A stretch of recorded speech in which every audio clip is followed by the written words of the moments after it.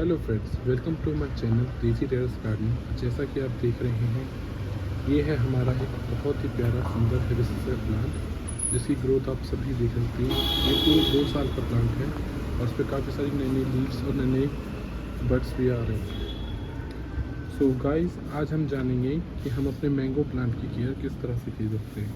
जो northern Indian side लोग हैं, वो उन सभी को मैंगो का शौक़ तो होता ही है खाने का, लेकिन वो साथ साथ ये भी चाहते हैं कि अपने गार्डन में, अपने टेरेस गार्डन में वो एक मैंगो प्लांट हेल्दी तरीके से कैसे ग्रो करें।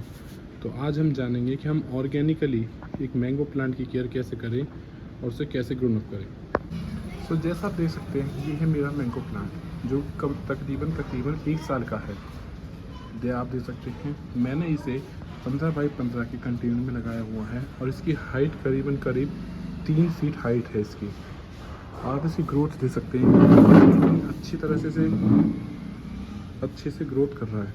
ये मैंगो प्लांट मैंने सीड से लगाया था और आज इसे 1 साल हो चुका है। सो आज हम जानेंगे कि इसको सीड से ग्रो करने के बाद इसकी केयर किस तरह से करें ताकि ये हमेशा एवरग्रीन रहे और इसमें नए नए लीव्स अच्छे से आते रहे, अच्छे से हेल्दी ग्रो करें। सो ये है हमारा आज का मैंगो प्लांट के लिए एक बैलेंस डाइट, जिसमें हमने लिया है 40% काऊ डंग केक। इसको 2 या 3 दिन पहले गोबर के कंडे होते हैं, उनको ठंडे पानी में भिगो के किसी शेडी एरिया में रख दो जहाँ पे सन की डायरेक्ट रेस ना जाती हों। ये है हमारा वर्मी कंपोस्ट और मैन्योर। अब तीसरा है हमारा वुडन ऐश भी ले सकते हो या किसी भी तरह के मतलब काऊ डंग केक्स वगैरह की ऐश होती है, उनको भी आप ले सकते हो। सो अब जानते हैं इनके फ़ायदे क्या क्या है। तो जो काऊ डंग केक है, इसको मैंने एक गोबर के उपले होते हैं, उसको 1-2 दिन पहले ठंडे पानी में भिगो के एक शेडी एरिया में रख देता है जहाँ पे सन की डायरेक्ट रेज ना जा सकते, जहाँ पे मतलब गर्मी ही ना बने। क्योंकि ठंडे पानी से क्या होता है, तो इसकी जितनी भी एक्स्ट्रा हीट होती है वो निकल जाती है। प्लस फिर भी हमें इसे भी ध्यान रखना है कि गर्मियों में है, हम सर्दियों में तो इसे लार्ज अमाउंट में यूज़ कर सकते हैं, लेकिन समर्स में हमें इससे बहुत थोड़े अमाउंट में यूज़ करते हैं। सन का क्योंकि हमारे यहाँ पे टेम्परेचर ऑलरेडी 40-45 पे पहुँच जाता है। सो प्लांट इतनी हीट मतलब कहते हैं झेल नहीं पाता और इससे उसे बर्न होने लगता है। दूसरा है हमारे पास वर्मी कंपोस्ट कह लो या आप ऐसे भी मैन्योर कह लो, इन दोनों में से आप कोई भी यूज़ कर सकते हैं। इसको हमने लिया है 30% ये इसलिए लिया क्योंकि ये बिल्कुल फुल्ली डिकम्पोज्ड है। प्लस इसमें जितने भी गुड एंजाइम्स हैं, जितने भी मिनरल्स हैं, वो प्लांट डायरेक्टली एब्जॉर्ब कर लेगा। अब तीसरा है हमारे पास ऐश। या तो आप वुडन ऐश यूज़ कर सकते हो या फिर आप काऊ डंग केक या गोबर के उपलों की भी राख इस्तेमाल कर सकते हो।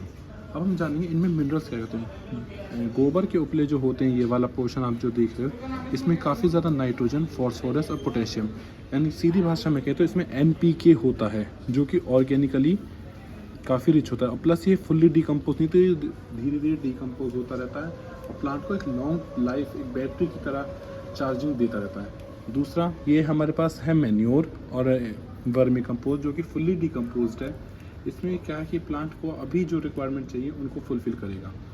और तीसरा आते हैं हमारे वुडन ऐश जो होते हैं, ये हमारे माइक्रो न्यूट्रिएंट्स को पूरा करती है, जैसे कि कैल्शियम, मैग्नीशियम, है ना, फॉस्फोरस और भी।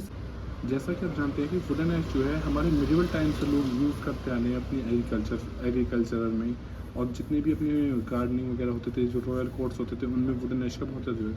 इसमें एक तो मिनरल्स तो प्लस होते ही होते हैं, साथ ही साथ ये फंगीसाइड भी है। इसको लगाने से जितने भी फंगस वगैरह होते हैं वो सब, उनकी ग्रोथ वगैरह, मिलीबग्स और भी वाइड जितने भी होते हैं, सब पे एक पेस्ट कंट्रोल की तरह काम करता है।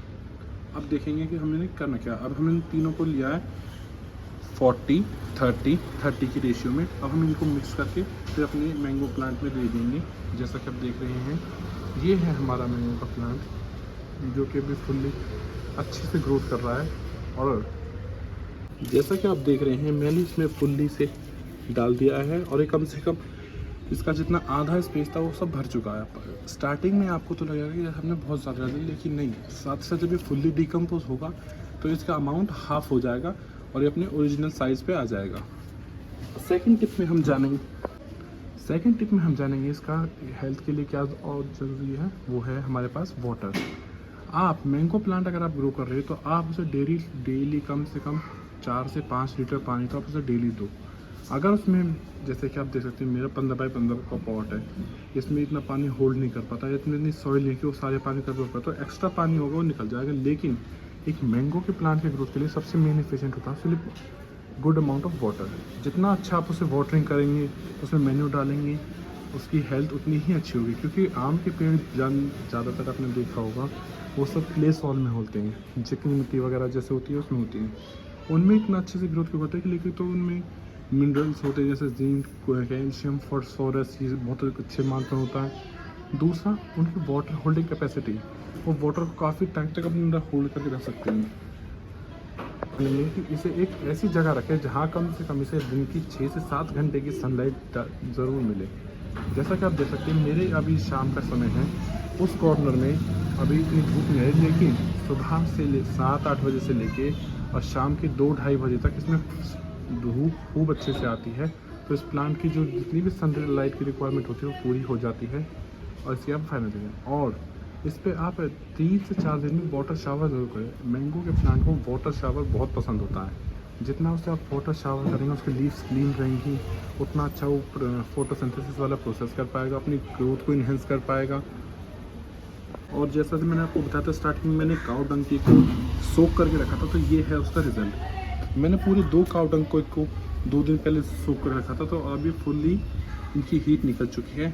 आप इनको एज अ डायरेक्ट भी यूज़ कर सकते हैं प्लांट में, लेकिन बहुत थोड़े अमाउंट में। और साथ साथ जो पानी है, जैसे ये वाला ब्लैक कलर का जो पानी बचता है, इसको आप डाइल्यूट करके वाटर में 10 लीटर वाटर में 1 लीटर मिला के आप उसे डेली भी प्लांट्स को दे सकते हैं। उससे भी प्लांट्स की बहुत अच्छी ग्रोथ होगी।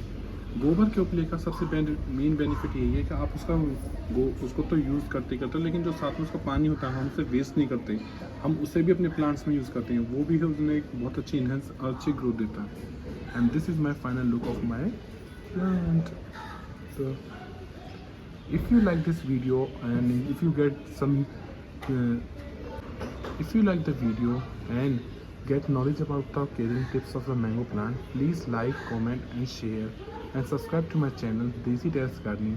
यहाँ पे ऐसे ही अमेजिंग और इंटरेस्टिंग वीडियोस के साथ जुड़ने के लिए चैनल को सब्सक्राइब करें। Thank you for watching.